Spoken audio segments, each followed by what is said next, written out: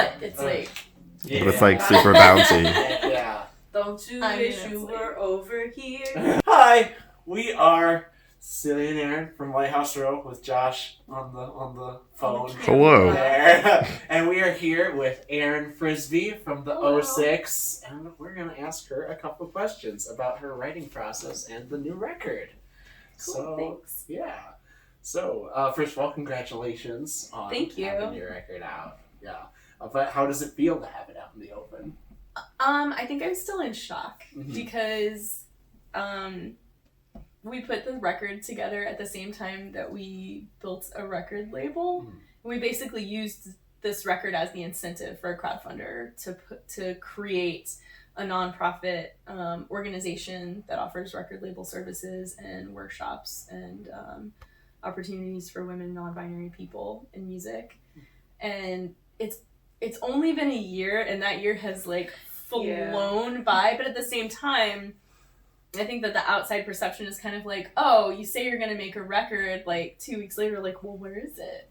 Right. And one thing that we found, we really wanted to experiment on ourselves rather than on someone else in putting out the first record, and I'm glad that we did. And one of the things that we found was that it really did take a full year to conceptualize the record, to rehearse, to hammer out the songs, to record, and we recorded it ourselves mostly here in this room with mostly this equipment, and to find a publicity company to work with. We're working with XO Publicity, who we love, and just to plan out the release. And now that things are rapidly happening on the back end of that, we did the release show at Comet Ping Pong, and then we did a listening party and an acoustic set at Seven Drum City, and we had like a review come out in Cinepunks and a piece come out in New Noise, and it's just, it's like all like happening so fast now that my head's still kind of spinning, and I haven't moved from that like year of preparation into the like, oh wait, it's here space yet. It's finally out. Oh my god. Yeah, it's like, oh wait, people can like hear it. And the feedback's been really great, but there is always something, I don't want to say it's nerve-wracking, but there's an anticipation to letting people hear what you've been putting that much time into. For sure. Definitely. And that acoustic performance was, so I know I've told you this before, but it was one of the most moving performances Thank you. ever seen. I'm really glad to hear that, because it was, we do a lot of like fly by the seat of your pants kinds of things where we're an all volunteer run board, and it's like everybody on the board of this Could Go Boom is in the OSYX right now, although we're looking to expand our board within the next couple of months. And we definitely were kind of like, oh, we'll just get up there and we'll play the record and we'll talk a little bit, and it felt so incredibly vulnerable, like in a way that our very practiced for shows haven't. And so I'm glad that translated into something positive rather than something just sloppy. It looked very polished to me. Yeah. So, speaking of like the preparation and all that, you have spoken a lot in Q&As and interviews about how fluid the writing process has been for the OSYX. How does that compare to your previous collaborative experiences? It's really different for me personally, because it's difficult to say this because I've appreciated all of the collaborative groups that I've been in, and there have been a lot. I was in my first band in 1997, and at that time I wrote a couple songs on guitar, but I wasn't playing guitar, and I kind of gradually moved into playing guitar instead of just singing through some different projects I was in, and now I've been like working more in like multi-instrumental sort of ways, and even like I did a project this summer that was included like bringing in lots of people to improvise and use that to like build beats, and I played like many instruments on that. But this, I feel like I couldn't have gotten into that space without the work that I've done with the OSYX, because our original idea three of us, Eric Casey, Selena Benali, and myself, got together right after Trump's inauguration, and it was kind of on the tail of, I lived in a house that put together an anti-inauguration fest. That was 3 days of music and workshops and anger and crying. And we were really like, we were all playing in other projects, and just for fun, we were kind of like, let's create a space that's like just women, where we can really feel free to jam. And that was something that I've never felt comfortable with, and there are many layers to why that is. I mean, I started playing music when I was very young, but I also studied classical music, and so I definitely have like a fear of going into a situation unprepared. I feel musically. That. Yeah. Oh, it's still a challenge for me to try and jam.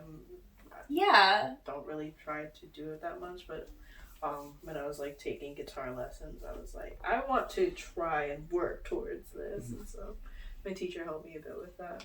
But that's awesome, because I feel like it's something that can be kind of neglected when you're pursuing sort of like technical excellence. And also another layer to that was that a lot of the groups that I went into, especially once I moved from just being a vocalist to being a vocalist and a guitarist, and in a lot of those groups I wasn't the most competent guitarist in the room.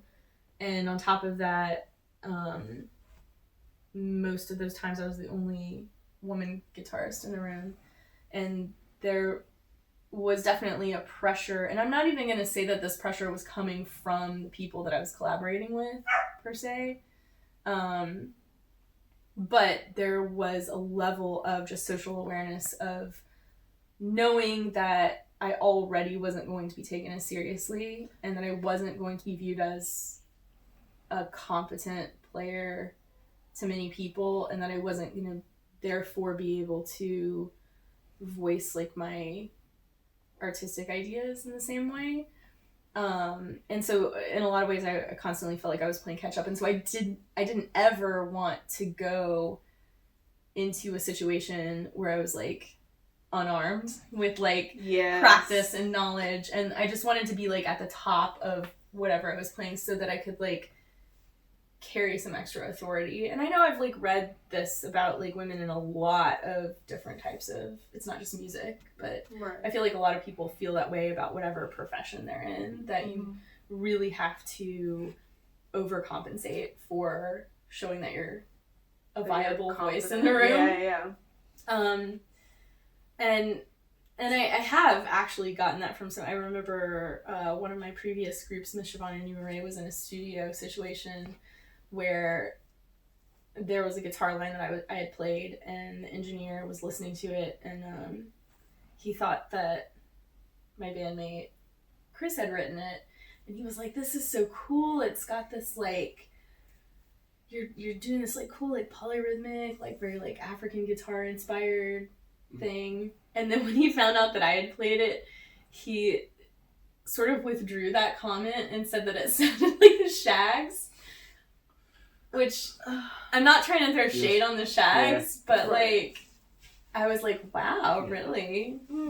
That's interesting. Your ability to actually listen to it is different than when you gendered what was going on. And the same thing happened in classical music, I'm sure you know, where like symphony orchestras were lamenting the lack of diversity, and they started doing blind auditions, and it self-corrected like instantly. Precisely. I mean, it's still only like, I know with brass sections, it's still about 2% of them are women, and that's the increased number due to blind auditions. And wow.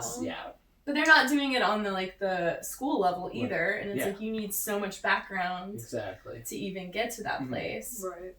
And I think that's part of the issue too, is I know that I definitely went through that period of time where I didn't want to like stick out in any way, and wanted to like sort of conform to what I felt was feminine and going to be acceptable when I was in like middle school. And So anyway, I think I deviated off the question. That is so that far. is no. This is a great deviation. so the idea behind it was that we were gonna just create this space where we could like jam and mess up and fail, and I think that that's the thing that I've found.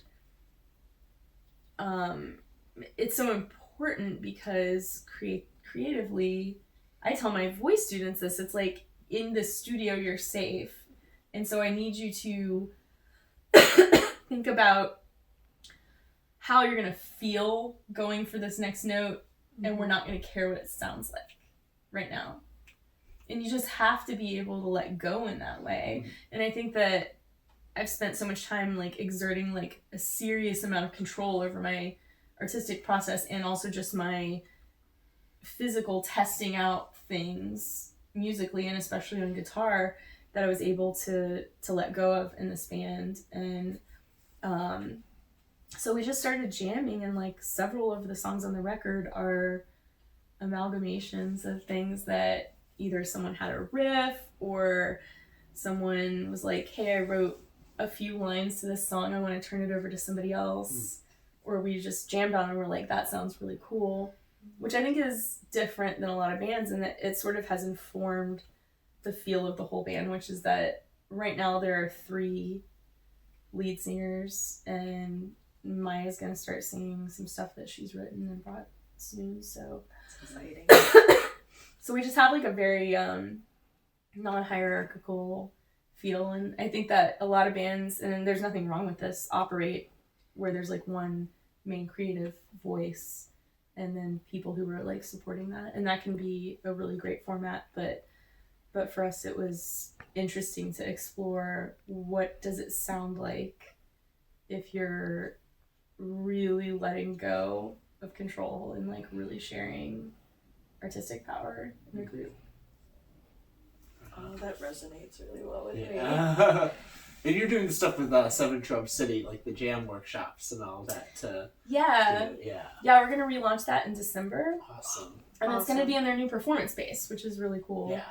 And it was happening. Upstairs, sorry. Mm-hmm, yeah, it's where the acoustic performance was, and it was happening before their regular monthly jam, but now it's gonna happen at the same time. Awesome. And so it's just gonna be another option for a room that you can be in, and it's making music with other people for people at all levels, and the focus is really on listening to what's happening in the room and exercising sort of compositional skills by listening, stepping up, stepping back.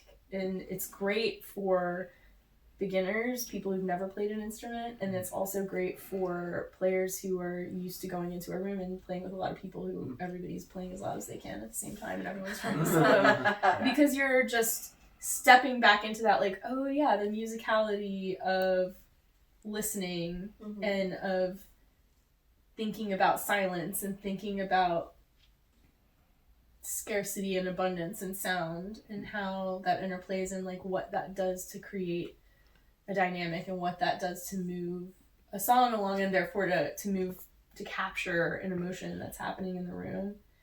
I feel like every single time we've done it, the stuff that's come out of it has been incredibly musical, and I'm always like so impressed.